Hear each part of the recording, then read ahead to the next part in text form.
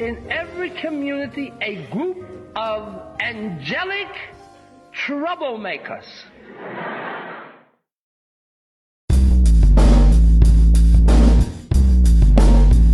Social justice,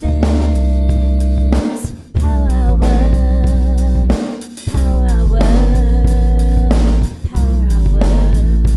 Social justice, power word, power word, power word.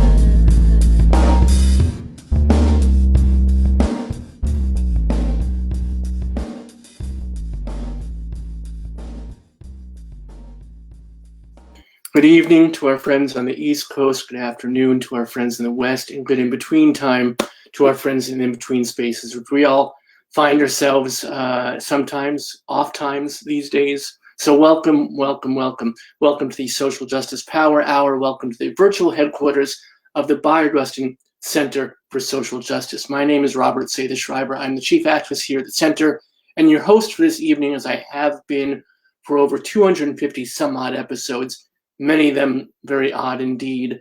We have done this every weeknight since the pandemic started, over 250 shows in all. We're very, very proud of that. We're very, very proud and honored that you join us. And I know tonight's going to be a special episode. We have Kevin Davis with us, author of The Brain Defense, and something we have not explored enough on the show. And it's going to be a meaningful and robust and incredibly interesting conversation. So we're looking forward to that. I want to say a special thanks to last night's guest, Anna Maleka Tubbs, author of The Three Mothers. It was an incredibly beautiful conversation. And if you didn't get a chance to see it, please do tune it in. All of our past 250 episodes are there on our Facebook page, and you can see each and every one. And they're all special. Whether it's a local community activist or a nationally known celebrity or author or whatever else, each and every conversation we have here is about community building. And we're so incredibly just honored to be able to build toward that beloved community that we can see in the horizon. And gathering together tonight and every night allows us to move forward in that journey together. And before we start the show and the conversation tonight, I do want to tell you what is coming up on future shows, because I know we have a lot of folks tuning in to see Kevin. I know he has a lot of friends and family and fans and students and so on and so forth tuning in for the first time. So I hope that you enjoy the show tonight. I hope that you will come back. And to give you some impetus to do that, here is what's coming up in the Power Hour, just giving you a taste. Jill Sobule, self-professed two-hit wonder, I Kissed a Girl, and supermodel. She has become our musician in residence. She does a monthly concert with us, and she is just the epitome of delightful. And she will be here with us tomorrow night. And then coming up, we have Hari Ziad. This book comes out next week, Black Boy Out of Time. They are an incredibly powerful author. This is an incredibly powerful book, so you're going to want to tune in for that.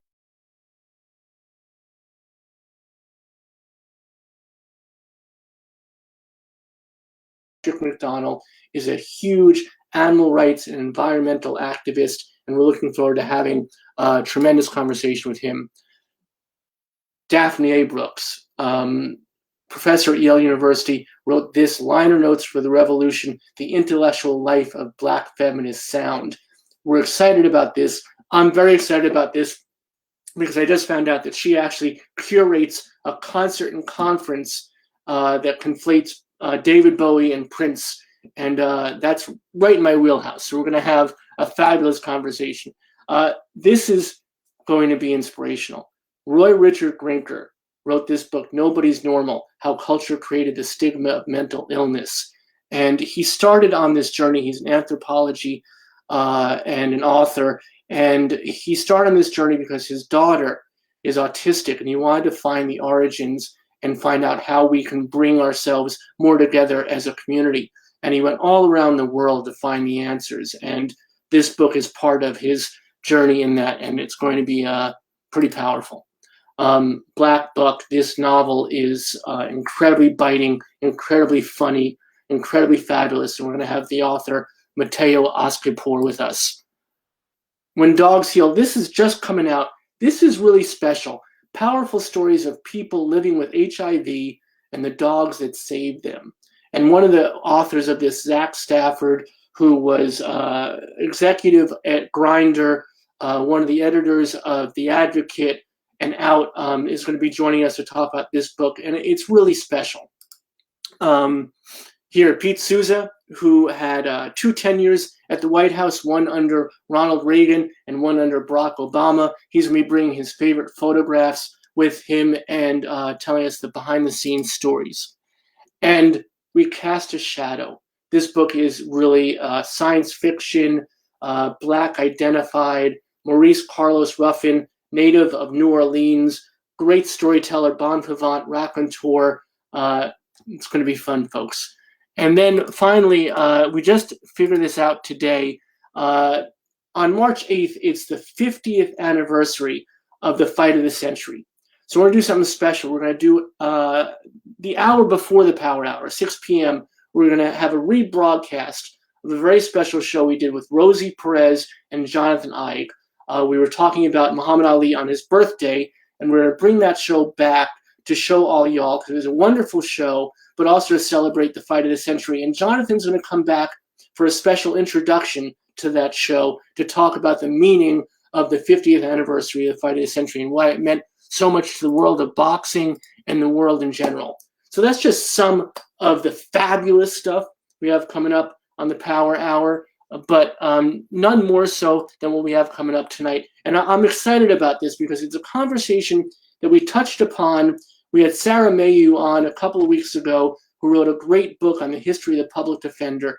And these are topics that I really want to get into, how people get a fair hearing and a fair trial in our justice system. And no one better to talk about it than Kevin Davis. Kevin Davis is an award-winning journalist, author, and magazine writer based in Chicago, a former crime reporter for the South Florida Sun Central. His writing has appeared in USA Today, Los Angeles Times, Chicago Tribune, In These Times, the ABA American Bar Association Journal, Reader's Digest, USA Weekend, Encyclopedia Britannica. I love that one, Encyclopedia Britannica. I want to ask him about that. And numerous other publications.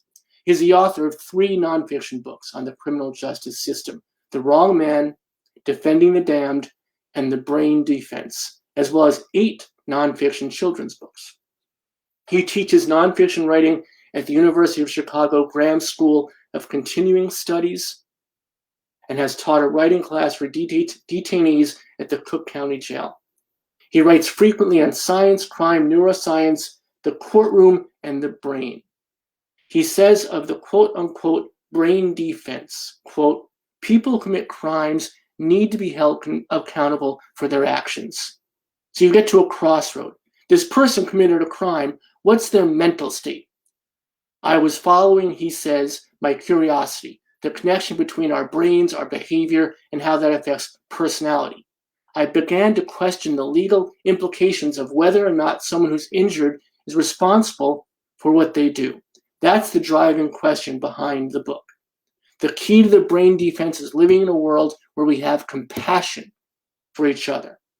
Right now, he says, I don't feel that. We need to have people who are making our laws and running our country who have compassion, a system in which we seek to understand and not just blindly punish. Compassion is not incompatible with people taking responsibility, end quote. And this idea, this is why I'm so excited to have this conversation this evening on our Social Justice Power Hour. So please join me in welcoming to our Bayard Rustin Center for Social Justice virtual headquarters, Kevin Davis, everybody. Kevin, thank you so much for being here tonight. Thank you, Robert. I'm really, really excited, and thank you for that terrific introduction. And let me add, too, that the show with Jonathan Eig and Rosie Perez was just terrific. I saw it, and if you haven't seen it, I encourage everybody to watch it. Really. And I believe that's the impetus for you being here tonight, right? That Jonathan introduced us after that show. So that's kind of a nice little roundabout for us to get reconnected. It really is. Yeah, Jonathan and I both live in Chicago. We're based in Chicago, and we are friends and colleagues.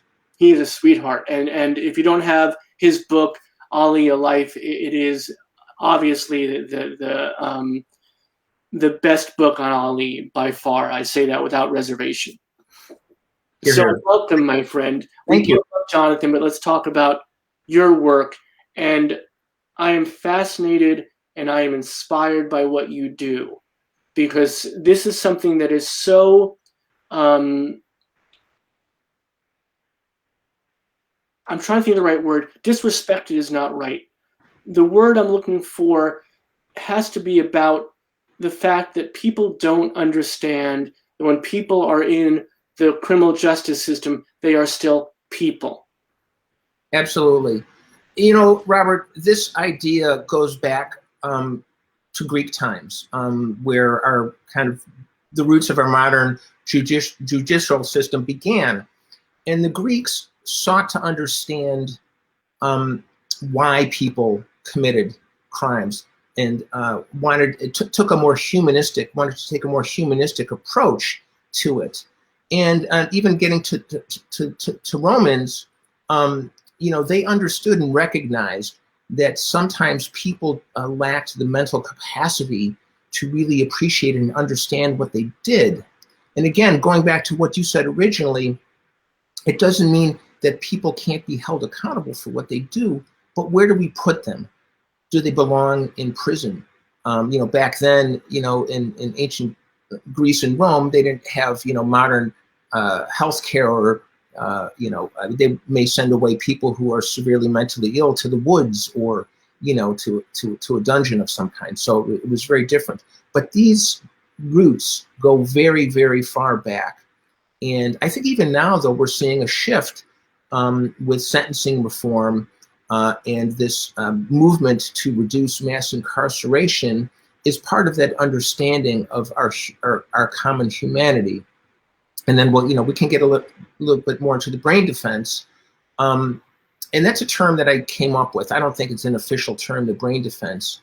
But the brain defense is this notion that lawyers are using neuroscience, they're using brain imagery, and neuroscientific techniques to help explain or diminish a person's criminal responsibility.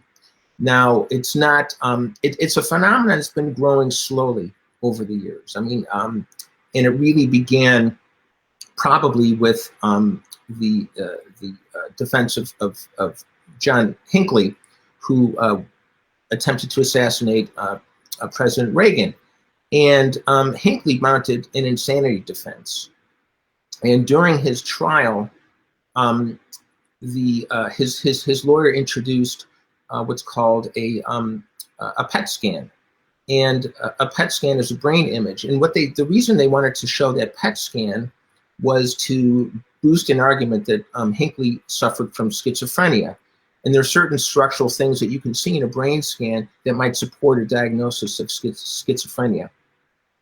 So what happened was Hinckley was found not guilty by reason of insanity, which really kind of made a lot of people nervous about that. He was institutionalized, and as you know, he was freed several years ago. But it also created a shift in how states write their insanity laws, or their insanity defense laws. But let me go back a little bit, because I want to tell you a little bit about how the brain defense came about. And it begins with a story. So back in 1991, there was a man named Herbert Weinstein. And Herbert Weinstein was a mild-mannered, retired ad executive, and he lived on the Upper East Side with his second wife, Barbara. And they both had grown children, led pretty much normal lives, if whatever you want to say normal is. Herb Weinstein never committed a violent act in his life. He was a loving father of 2 children. So anyway, he had met Barbara after his first wife died. And Herbert and Barbara were known around the Upper East Side as being just a loving couple. They would take walks together, go to the movies together, go out to dinner together. And, and like couples, they would argue sometimes. So one night in January of 1991, they got into a pretty heated argument. And they were talking about their grown children, and one thing led to another. And Barbara took a swipe at Herbert's face, and she scratched him under the eye. And Herbert reacted very uncharacteristically. He reached for her throat, and he grabbed her around the neck, and he started squeezing and squeezing. And then before he knew it, Barbara had collapsed to the floor. And then Weinstein, they lived on the 12th floor of an apartment on the Upper East Side. He panicked, and he picked her up by the shoulders, and he grabbed her and dragged her over to the window. And he opened the window, and he tossed her out, and she landed 12 floors below. His idea was that maybe he could make it look like a suicide. He wasn't thinking. I mean, he was not in his right mind, so to speak. So the police figured out pretty quickly what had happened, and they started questioning Weinstein, and he said, "I lost it. I just lost it." So Weinstein was booked and taken to the jail, and he hired a very, very good lawyer from a very prestigious New York law firm, which, among other things, defended Larry Flint in his pornography charges. So Weinstein's lawyer interviewed him, and he thought, Weinstein wasn't acting very normal. He wasn't grieving. He wasn't upset after this horrible thing had happened. He said, I'm going to send you for some medical tests. And to make a long story short, he had they looked like there were some neurological problems. So they sent him for what's called he went for an MRI, just a normal MRI, and they scanned his brain. And when that brain scan came back, everyone was just stunned. What they saw inside Weinstein's brain was a growth the size of an orange right over his frontal lobe, his prefrontal cortex, which is a part of the brain that deals with, among other things, executive function and impulse control. And his lawyer saw that scan and said, aha, I've got my defense now. And thus was what I call the brain defense. His lawyer was going to argue in court that this growth on Weinstein's brain, which was benign, it wasn't a cancerous tumor, had impacted his ability to control his impulses. And the case would eventually go to court.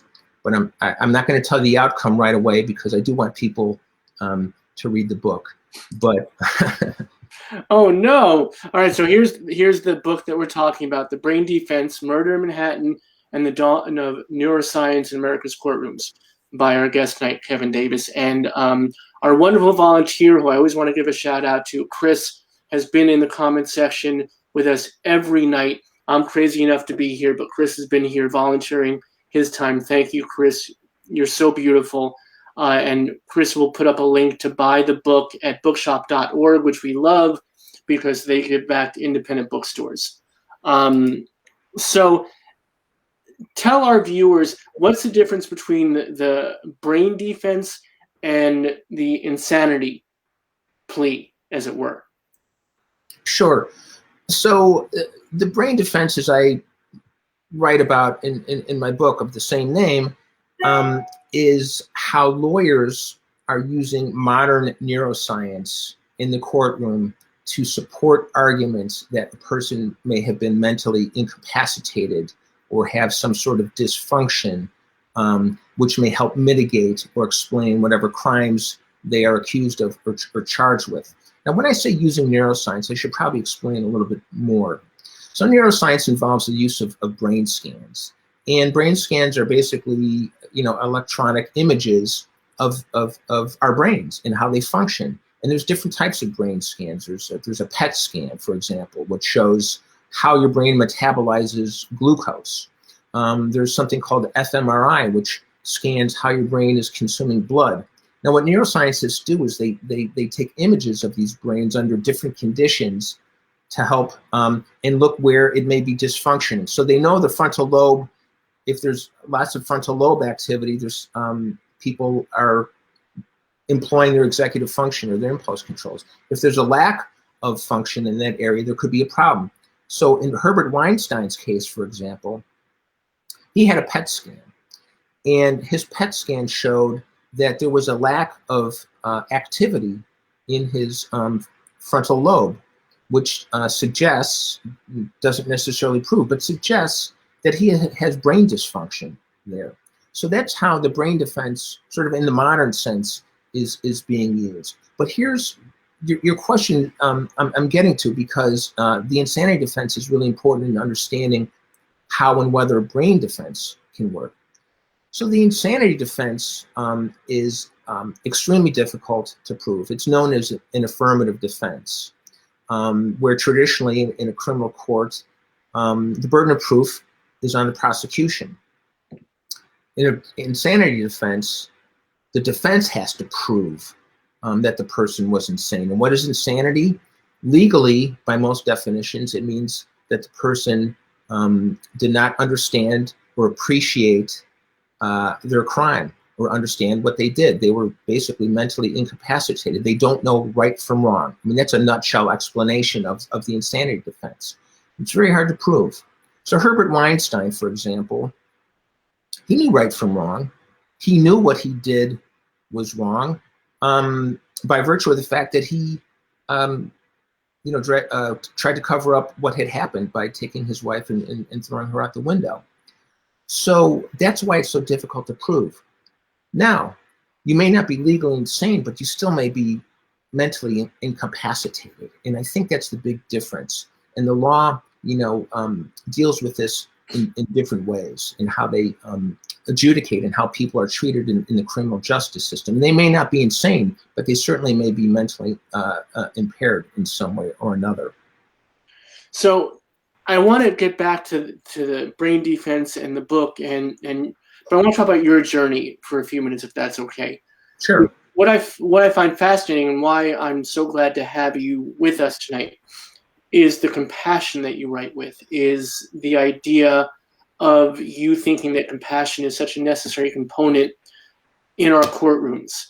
And I want to ask you, I guess, firstly, how did you come to that realization? Was that something that you always felt, or is that something that you came to realize as you would go to courtrooms and witness, travesties of justice or folks that were being mistreated? So that's a real journey, and really a great question. I don't think anyone has asked me before. When I was a young crime reporter, I saw crime is a very law and order sort of thing. I spent a lot of time interviewing victims of terrible crimes. This was down in South Florida back in the late 80s and 90s, and probably was more conservative in my approach to dealing with people, because I saw just what crime can do to families. But then when I was in South Florida, I wrote my first book, The Wrong Man, which was about a mentally ill man who was wrongly convicted of a crime. And that just sort of opened the doors for me in thinking about our criminal justice system a lot differently, really exposing its imperfections. But even more so, I think what happened when I came back to Chicago, I began volunteering, as you mentioned earlier, teaching writing in Cook County Jail. And I spent several years doing that. And I think, Robert, that's really where I got to see people behind bars in all of their humanity. When you're in there, and I was in a room, without guards, with a good friend of mine, an art therapist, Eric Spruth. We co-taught an art therapy class at the jail. And that's when I began to see things differently. There were people there for long periods of time who I didn't know what they did, but it didn't matter. They didn't really talk about what they did. But I began to see their humanity. Then I became friends with public defenders. And once I began spending time with public defenders, which led to my second book, Defending the Damned, my thinking just turned all around again. So that's when I began to see another side of the criminal justice system, and develop some compassion, I think, and some understanding that it's not all black and white. But there must have been a lot of blowback for you when you came to this realization and on this journey. I know this in full disclosure. My lovely bride is a public defender. I know we have a few public defenders watching tonight. And the work they do make them pariahs, make them, in the before times we'd go to parties and people would not understand how she could do the work that she does. And it's really phenomenal to me that once someone commits a crime, people think that they then have their humanity stripped away and they're not worthy of that humanity. I mean, literally. And what also amazes me is it shows such, and tell me how you feel about this, it shows such a lack of faith in our judicial system, because the whole point is everybody has to have a fair trial. And if you're guilty, the court will see it out. And if you're innocent, that's, and that's supposed to be the very principle that our judicial system is founded on. Absolutely. I mean, I felt so strongly about that, Robert, because without public defenders or criminal defense attorneys, there is no system. And, there is equally as important as the other side. And what I saw and what you see in public defender systems throughout the country is a complete imbalance, because, as we know, prosecutors' offices are funded much more than public defenders' offices are. I mean, they're scrambling, to keep up. And you're right. And what happens is, and I think Sarah talked about this, is people are pled out quickly. The interest is in moving the system, moving people through the system as quickly as possible. People making plea agreements that they shouldn't be making, and then people get embroiled in a cycle of arrest and conviction that could last decades, who may not necessarily be people who would become career criminals, but they get sucked up in the system. So, spending time with public defenders really helped me understand better what they do and admire what they do. You're right, but you know what? And I think I said in the book that if a public defender does his or her job or their job the right way, and if a person is rightly convicted, everybody could go home and sleep at night if it's done, the right way. So that if they give as vigorous a defense as they can to someone who did the crime, whether it's murder or armed robbery, they've done their best and they've done their job. And it's the cocktail question which you alluded to, is how could you defend those people? And it's probably the most asked question of a public defender, and probably the most misunderstood as well. I invoked her name, so of course now she has a question. So Cynthia in our audience asks, what are your thoughts on Lisa Montgomery? Yeah, Lisa Montgomery was executed just this past January. I can't recall her age, but she was convicted of killing a young mother and stealing her baby. And despite efforts to stop the execution, the federal government went ahead and killed her. And Lisa Montgomery did have a history of trauma in her life and possible brain damage.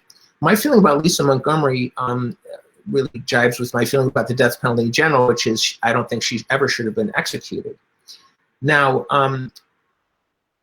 the brain defense, this is a good segue, is being used more often in cases of mitigation for death penalty cases. That's where it seems to succeed the most.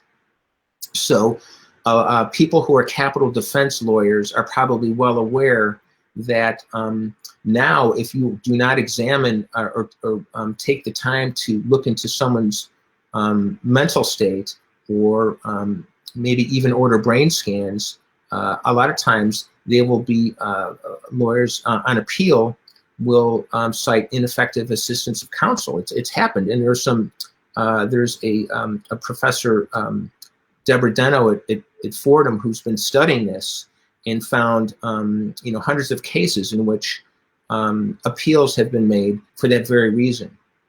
People have been saved from the death penalty because of neuroscience, and that's probably where its biggest use is now. And it's a tool that defense lawyers can use to mitigate. Again, it's not about excusing or getting somebody off for a crime, but that's that compassion element that you're talking about, Robert. There was in my book, The Brain Defense, there's a chapter about the development of the juvenile brain, which is also has had neuroscience has had a huge impact on the juvenile justice system because of neuroscience, or largely partly because of neuroscience. There's no more juvenile death penalty. In other words, states cannot execute people who were juveniles at the time that they committed their crimes. There's no more mandatory life without parole for juveniles, because the courts now understand that when you're 16 or 17 years old, even up to the age of 25, your brains are not fully developed. So there was a scientist who coined a phrase that I just found chilling, called incubated in terror. And this refers to this idea that some children, prenatal, are damaged so badly because of their mother's addictions that their brains, they come out with brains that are not wired or developing properly.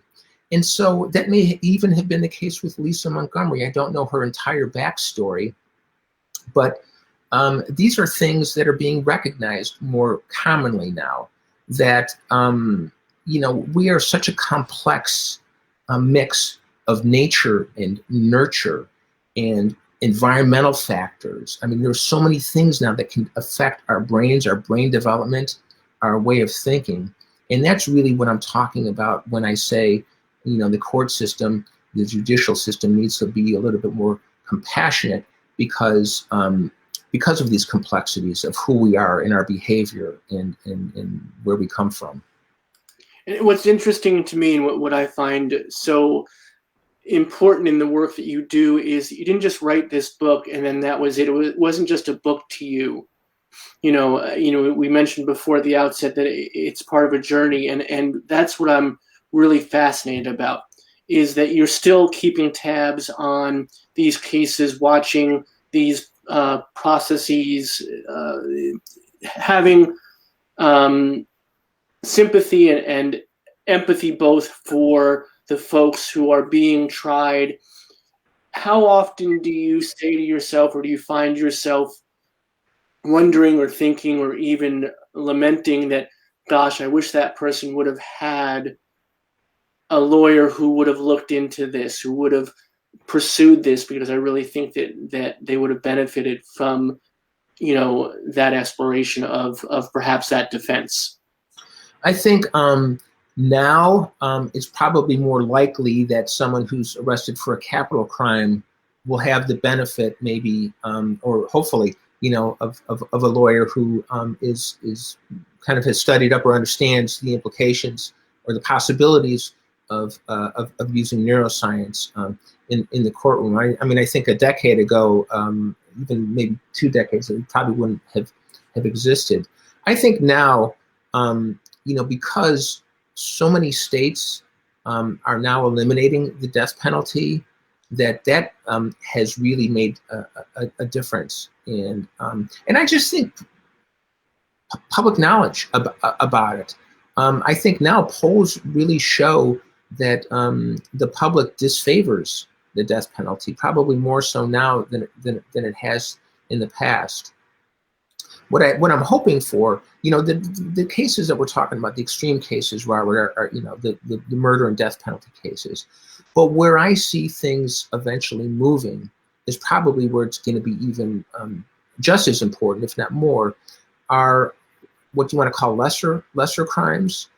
There's a lot of research being done on the neuroscience of addiction, and as you know, addiction has been criminalized, for decades, right?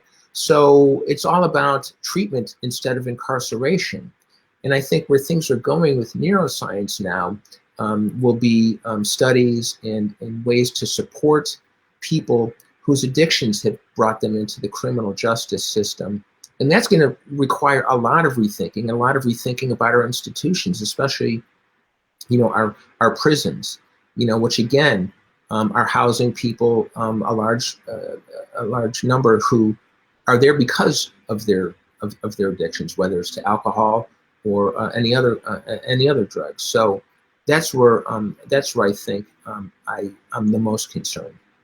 There are three threads I want to pull at from what you just said, and I'm going to try to put them in order so we can get to them, because I think they're all really, really important and interesting. Is one, do public defenders, and you wrote about them in the second book, Defending the Damned, do they have the means to call upon these experts and these PET scans and brain scans that they need? Do they have the financial support and the support of their offices and the support of the community to do that? That's number one.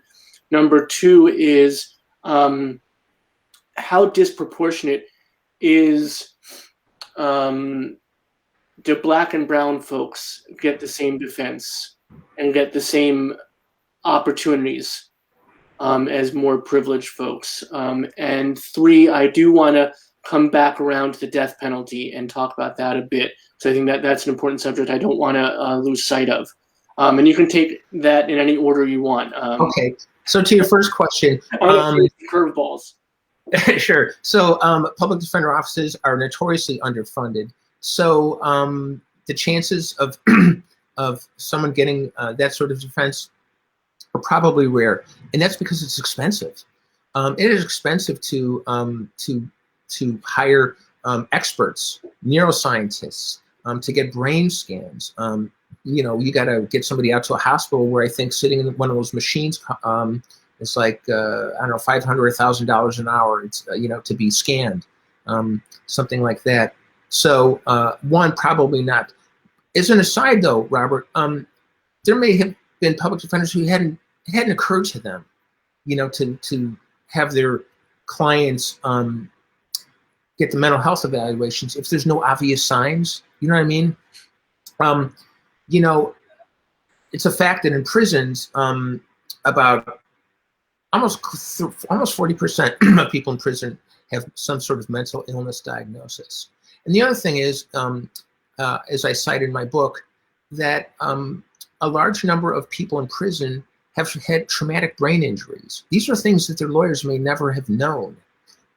So there are a lot of unknowns. So the prosecutor, going back to Herbert Weinstein, and you'll see why I'm mentioning this, said, this is a rich man's defense. He said it. He said that, 30 years ago. So he recognized that this was a very privileged defense. And he was absolutely right. There are many people out there who are suffering from traumatic brain injuries, known as the invisible injury in some ways. That was a term coined from the wars in Iraq and Afghanistan. People may not even realize they have brain injuries, but a lot of people who are in the criminal justice system have had some brain trauma. And like I said, it doesn't have to be brain trauma being hit on the head. It's brain trauma that occurs, in utero. It's brain trauma that occurs when you're, a child. There's all sorts of ways that people can be harmed. So your second question was related to the public defenders. Please remind me. It's okay. I threw it all at you. I was going to go back to it. The disproportionate amount of Black and brown folks who don't have the same access to this defense, and you were starting to touch on that. Yes. It's a great segue. Yes, well, that's true. I mean, as we know too, black and brown people represent a disproportionate number of people in the criminal justice system. So by that very nature, they're not going to have access to that defense. Again, now when I wrote my book, Defending the Damned, the Cook County Public Defender's Office had a dedicated unit, or it still does, called the Murder Task Force. And they were, a very elite group of public defenders who specialized in capital defense. And so they may have had some more resources. But now that Illinois has eliminated the death penalty, you're probably not going to see it as much. Because really the brain defense is I think they're willing to spend the money where the stakes are highest, which is when someone can be executed for their crimes. And do you find that, I know that public defenders, and I know that across the country it varies wildly as far as how they're funded and how they're put together and who supports and so on and so forth. I know that here in New Jersey, we have different divisions of public defenders, mental health division, so on and so forth. Is that true through most offices? And if so, is there a lot of communication so they can find common ground in some of these cases where people can get the best defense possible? I think in large jurisdictions, in the New York, Chicago, Los Angeles, places like that, the offices are so big that it's probably really difficult to have a lot of that cross communication. They're so busy, and I'm sure, as your wife will tell you, their caseloads never diminish. They are so busy that they could barely probably talk to the person, across the hall from them. Now, they may have mental health specialties, and one of the areas of progress during the last few decades is mental health courts. As you know, there are courts dedicated to mental health, and that's made a huge difference. And that sort of really fits in with this whole idea of a brain defense, taking the neuroscience out of it for the moment, but this idea that there are courts that specialize in people with mental health issues, and they recognize that. Even more so now, it's in its very early stages. Police departments are now looking at partnering with mental health professionals. There's a lot of back and forth about this, and it's controversial, but sending mental health professionals to police calls in which a person is having a mental health crisis, so that they don't end up shot dead, rather than they get someone who can maybe talk to them before pulling a gun from their holster. So that's, again, this is all sort of moving in the same direction, I think, with recognizing again that a large number of the people in our criminal justice system have some sort of mental health issue, some behavioral issue, possibly brain damage, and so forth. And this goes into the whole idea of defunding the police, which is one of those things that is a very scary term for a lot of people, but it's actually an incredibly important concept. And one of the cornerstones of it is that idea of sending someone else other than the police to a scene where they will be of much better service to everybody involved. Because it's amazing how much resistance there is to the idea of a mental health professional going to a scene where someone's obviously having some mental health difficulty. And how much better would it be to de-escalate that situation than, as you said, pull a gun from a holster, which invariably happens. Right. And, I think, and maybe you've discussed this on your show before, I think, the term defund the police is scary to people. And maybe it's an unfortunately named policy. And maybe it's the name that I think is scaring people away. But police departments are doing, I think some of them are understanding this. As a matter of fact, I'm currently working on a story, a magazine story about the Camden County Police in Camden, New Jersey, which recently began training its officers in de-escalation. And with that, in the entire state of New Jersey, changing its use of deadly force policies to hold police accountable, and to also try to end and stop, police killings of unarmed or even armed citizens. So, as a matter of fact, I just watched a video not too long ago of Camden of police not killing a man. And when I say it that way, you'll understand when I explain it. This was a man who was wanted for rape. He was carrying a knife. The police found him, and rather than jump him and pull out their guns, he had a knife. They stood back about 20 feet and they said, "Hey, what's going on, man? What's your name?" They worked, and this guy seemed like he was having mental health problems, and they waited it out. The guy got in his car and he drove away, and the cops followed him slowly, not in a high-speed chase. He got out of his car again, and the guy's walking towards the cops with his knife, and he's actually holding it up and says, "I'm going to stab you." And the cops stood back, and they finally tased him and took him in alive. And that's the kind of thing, it doesn't happen that often, but that's an example of what could happen. And that's how training is so important. Training to understand that people, it's not the good guys and the bad guys all the time. It's more complex, and that people can connect. And, if they shot him dead, they would have been justified. They would have been justified because the guy was coming at the cops with a knife. But they said, you know what? Even if we killed him, who's going to walk away happy? Nobody. It's fascinating that you're doing this story because we had New Jersey Attorney General Gruber Graywall on, and he discussed Camden in depth, and it's really fascinating. They're not doing everything right. There are definitely a lot of room for improvement. Mm-hmm. They do have this foundation that they're working toward, and it's wonderful to hear this story that gives hope, and that we need to work much harder, but we know that there is a desire to get there. It's a step, right? It's absolutely. No police department is immune to its problems, and what this shows is that it could be done. Is it going to be done every time? We don't know. It's a little bit early to tell, but I think it's a movement and a change in culture that's necessary, that may take a long time to get a foothold. Yeah, and unfortunately, people are being hurt and killed in the meanwhile, and that's difficulty, right? Because it is emergent. It's not even of the moment, and fear is such a factor in this, isn't it?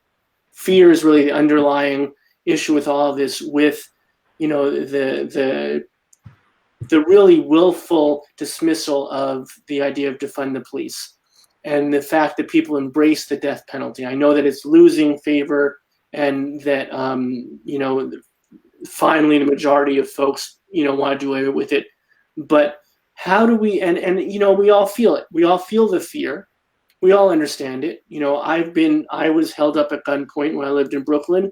I know that fear. But how do we move past it to bring understanding to the other side of the equation? And to me, I find the death penalty is the epitome of that, because I can't fathom how anybody could think that's the solution, just because it's so barbaric. Right. And, look, it's been a long time to create even a small shift in public opinion about the death penalty. And, like I said, when I was younger and when I was a crime reporter, and I would sit in victims' homes, it was survivors of people who had been killed, I understood what they were thinking. I didn't necessarily agree, but when you see the grief and the rage, people's logic may be blinded. And I think just about every time I've read a story about someone being executed, not everyone, but most, the people say it hasn't brought so-and-so back. It hasn't really brought closure to us. The hurt is going to remain there forever, and the states have spent an extraordinary amount of money housing a person who they're eventually going to kill, spending money fighting appeals, right? I mean, these are multi-million-dollar cases that go on and have gone on for decades. To what end? To take Lisa Montgomery to the federal prison in Terre Haute, Indiana, and kill her. What good did that do to anybody? Nothing. Right. So I want to circle back. I'd asked you a question at the outset about your personal journey, and when you answered it, you talked in the abstract. You talked about hearing the stories. You talked about the second book and defending the damned and talking to public defenders, and that turned you around even more so. So I guess what I want to ask you is this. One is, was your mindset always in the area of compassion? And I know that's difficult for some of us to ascertain, but you seem to be pretty astute into the mind. So looking into your own feelings and into your own thinking, were you always in that state, or were you brought to that by what you witnessed? And was there anything that was especially upsetting or especially dramatic to you that brought you, was there a certain case or an individual that, was the story that really brought you fully to the realization? So my answer is kind of multi-layered. I mean, I've always considered myself to be a compassionate person. I mean, overall. I think early on when I covered the crime beat, my compassion for people accused and charged of crimes was not as strong as it would be now. And I think, again, that was because what I saw as a crime reporter was mostly the law enforcement side of things, mostly the victim side of things. And that's what interested me. And I think that's really what got me into exploring what public defenders do, because I never saw that other side. And I was tired of, enjoy is not a good word, but I was challenged and learned a lot by covering crime. But what would happen inevitably would be I'd cover a crime, I'd visit families, they'd talk about their loved ones, and then I'd try to get a comment from the defense attorney. If there was one, usually there wasn't. And my stories were always sort of skewed, one way. And when I left Florida and came back to Chicago and started talking to public defenders, because I was interested in what they're doing, I started to think very differently. But also, and I think this maybe have been the biggest influence, truly, was the time that I spent inside the Cook County Jail. Because I'd go there every week, and we'd create poetry. We create stories. And I remember, and we created even a little news or a little poetry journal that the men wrote in that class at the Cook County Jail. And several of them said, and I think this is what moved me the most, was nobody ever asked me anything about my life. Nobody had ever shown any interest in anything that I've done. Thank you for doing that. And I think that was a critical moment in my development of a deeper compassion, seeing these people behind bars as human beings, and that even extended later to my work writing about second chances, which is another one of my projects, which is this notion that when people are released from prison, we don't give them second chances. And I spent a lot of time talking to people who have struggled once they get out to try to get their lives together. And I'm sure you could do a whole other show on it. The barriers to reentry, are vast. You can't even get a minimum wage job in a lot of cases.